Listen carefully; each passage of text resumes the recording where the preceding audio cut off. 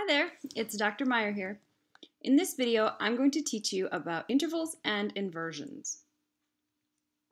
What is an interval?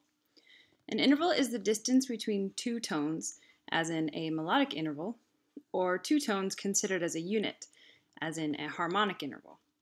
Knowing about intervals allows us to analyze and talk about the intervallic content of melody and harmony. So how can we measure intervals? Intervals are measured in two ways, by their size and by their quality. The size is the number of scale degrees covered. Like in this example, the interval span of the bracketed notes is 4 scale degrees, so we would call D to G a fourth. Another important part of measuring intervals is the quality, which is the distinction between intervals of the same size. For example, we have 3 different fifths here. So we must be precise when measuring and naming their qualities. One interval quality distinction includes perfect intervals. Perfect intervals occur naturally in both the major and minor scales between scale degrees 1 and 1, a perfect unison, 1 and 4 as a perfect fourth, 1 and 5 as a perfect fifth, and 1 and 8 as a perfect octave. I'm showing both C major and C minor scales here to emphasize that these perfect intervals are the same, no matter the mode. Every other sized interval besides unison, fourth, fifth, and octave, have a major or minor quality. The major intervals fall within the major scale, and the minor intervals are contracted by a half step from their major counterpart. I will return to this point after I finish discussing all of the qualities. Diminished and augmented intervals are extensions of either perfect or major and minor intervals. Expanding or contracting a perfect interval by a half step yields an augmented or diminished interval respectively. Because you will never see a unison, fourth, fifth, or octave labeled as a major or minor quality, it's important to note that expanding or contracting the size of a perfect interval will make it go directly to diminished or augmented. Moving on to major and minor interval alterations, contracting the minor interval will yield a diminished interval, and expanding the minor interval will yield a major interval. Expanding that same interval once more will yield an augmented interval. This progression of expansion and contraction is important for labeling these types of intervals correctly. Up until this point, I have only addressed intervals that are smaller than an octave, or what we call simple intervals, like the major second below. We also find compound intervals, or intervals which are bigger than an octave, like the major ninth below. Compound intervals are often called by their simple equivalent. For example, the major ninth below could also be called a compound major second. Both interval measurements are accurate and widely accepted in musical discussion. At first, measuring intervals can seem difficult and time-consuming, but with a few simple tips, you'll be more efficient at getting the proper measurement. First of all, I encourage you to avoid counting semitones. It is inefficient and often inaccurate. It's best to stick to relating the intervals to something you already know, like major and minor scales. Remember, the perfect intervals are the same in both major and minor scales.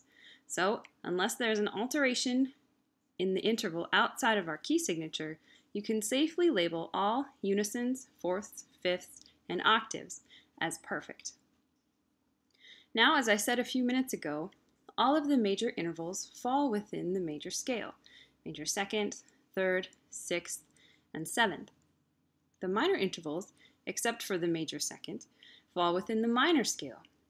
Using this knowledge, if you think of the bottom note, or C in this example, the bottom note of the interval as the tonic of the key, you can identify where the top note falls within the scale and accurately identify the interval.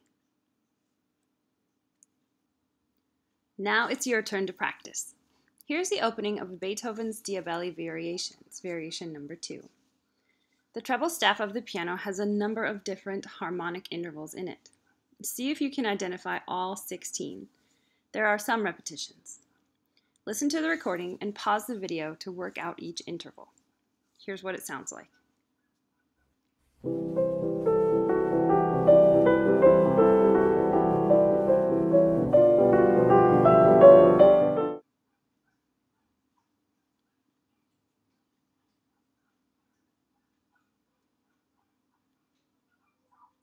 And here are the answers you should have come up with.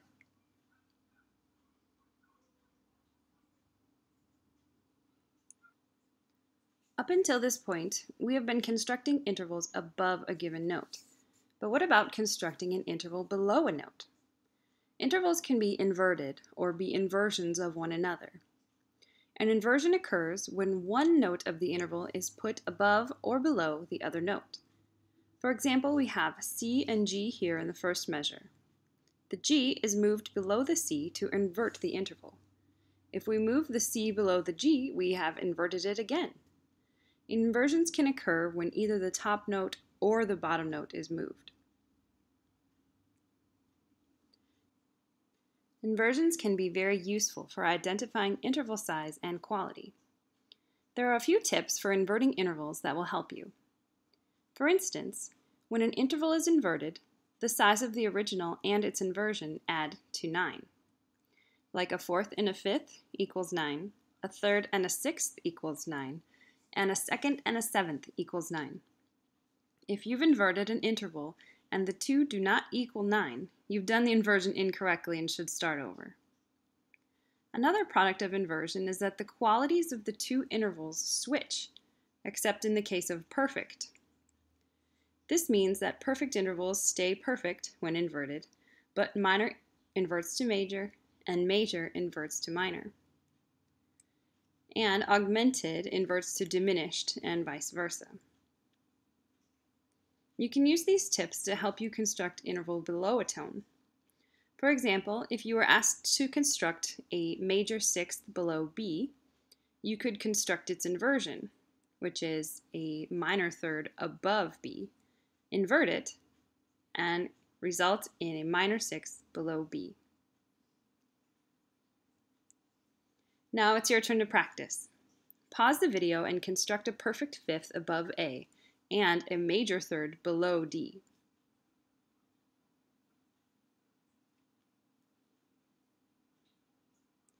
Here's what you should have gotten for those intervals.